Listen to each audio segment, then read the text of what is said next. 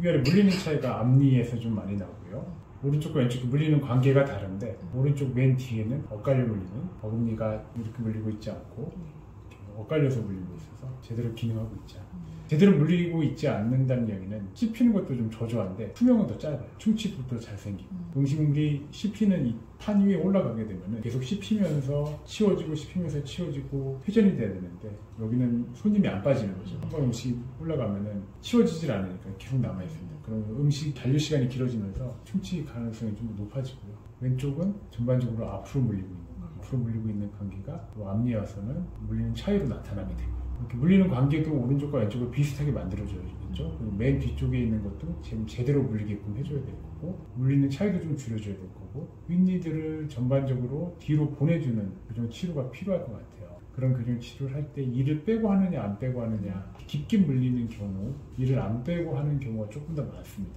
근데 이를 안 빼고도 뒤로 보낼 공간이 있느냐 치료 계획을 세우는 사람이 고민을 해야 되는 문제거든요.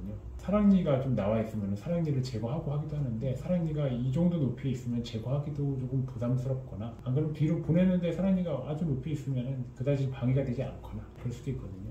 이 사랑니는 조금 방해가 되어 보이기도 하네요. 이 뿌리들이 한 점을 향해서 뭉쳐있는 듯한 모양이 보이니까 사랑니를 뽑기는 너무 높이 있고 앞에 작은 어금니를 빼서 어금니 물리는 관계를 어쨌든 앞니는 집어넣어줘야지 얘네들을 만날 수 있을 테니까 이런 경우에는 전체 교정이 필요합니다. 앞니만 튀어나온 것 같은데 사실 이걸 해결하기 위해서는 뒤로 보낼 공간이 필요하고 그 공간을 만들어내는 과정 중에 어금니 물리는 관계도 수정을 해줘야 됩니다. 보이는 문제보다도 좀 복합적인 문제를 가지고 있어서 이런 경우는 전체 교정이 필요하고요. 치료 기간은 작은 어금니를 빼게 되면 보통 2년에서 3년 정도의 시간이 걸리거든요. 이를 빼지 않게 되면 2년에 가까운 시간이 걸릴 거고 이를 빼게 되면 3년에 좀 더 가까운 시간이 걸릴 수 있습니다.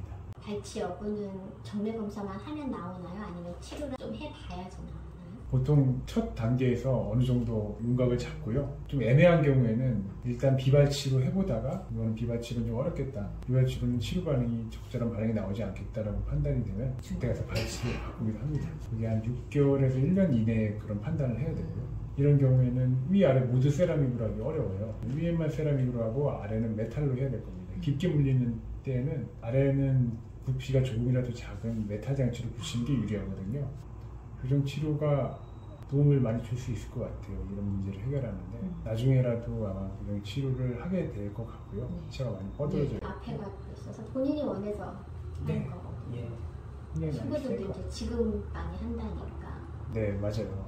잘 오셨습니다. 좀 적당한 시간대입니다. 남자아이들도 외모에 관심을 갖고 그런 게 이제 옛날하고는 많이 다른 사회적인 분위기긴 하지만 그래도 20대 넘어서 교정 장치를 스스로 붙이려고 오는 사람들, 남자들 특히 부담스러워합니다. 그래서 군대에 갈 때 오히려 사회 격리되어 있는 시간 동안 장치를 붙이겠다고 오는 경우도 있거든요. 근데 특별한 치료를 받기가 아주 좋은 조건은 아니죠. 힘들거나 불편할 때도 와야 되는데 부대가 강원도이거나 그러면 오기도 어렵고 군대도 치과가 있긴 있지만 이런 거 불편하다고 조치를 받을 수 있는 그런 여건이 바로 지근거리에 있지도 않고 그런 거를 봤을 때 생활동선상에 있는 치과에서 거주지가 일정할 때 치료를 받는 거 아주 좋은 선택입니다. 교정 치료 받기 괜찮은 시기고요. 발치 가능성도 어느 정도 염두를 해도 되고요. 물리는 차이가 좀 있고 입이 코에 비해서 아주 많이 나오는 얼굴형은 아니라서 발치를 할 수 있으면 그 검토도 해봐야 될 것 같은데 발치를 할 때 보는 여러 가지 지표들이 있고 발치를 하지 않아도 되는 몇 가지 지표들이 있는데 그런 것들이 어디에 좀 더 가까운지 지금 이거만 봤을 때는 맨 처음이랑 지금이랑 약간 생각이 좀 달라지는 것처럼 조금 애매한 것 같아요.